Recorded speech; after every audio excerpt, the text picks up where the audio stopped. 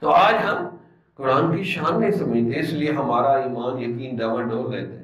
اور یہ دنیا کی واحد کتاب ہے، بہترین سے بہترین کتابیں لوگ لکھ رہے ہیں، لیکن بغیر سمجھے کوئی کتاب آپ پہ اثر نہیں کر سکتی۔ یہ اللہ کے کلام کی شان ہے کہ سورہ الرحمن پڑھیں، جس کو نہیں بھی سمجھ آتا قرآن اس پہ بھی اثر کرے۔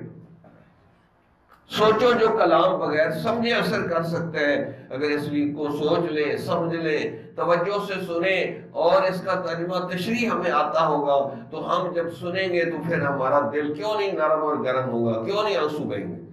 لیکن شرط ہے کہ ایک آیت کو بار بار پڑھیں۔ اس لیے صحابہ کرام ساری رات ایک ہی آیت پڑھ کے گزار دیتے۔ اما عائشہ رضی اللہ تعالیٰ عنہ نے ساری رات یہ آیت پڑھ کے گزار دی، وَبَدَا لَهُم مِّنَ اللَّهِ مَا لَمْ يَكُونُوا يَحْتَسِبُونَ۔ کہ قیامت والے دن ایسے مرحلے بھی آ جائیں گے کہ بندے نے وہ کچھ سوچا بھی نہیں ہوگا جو اس کے ساتھ ہو جائے گا۔ یعنی اس نے سوچا بھی نہیں ہوگا کہ میں جہنم میں چلا جاؤں گا، کیا پتا اللہ تھوڑی دیر کے لیے جہنم میں بھیج دے۔ اللہ تعالیٰ ہمیں بچائے۔ جمال الوجود بذكر الإله وتصف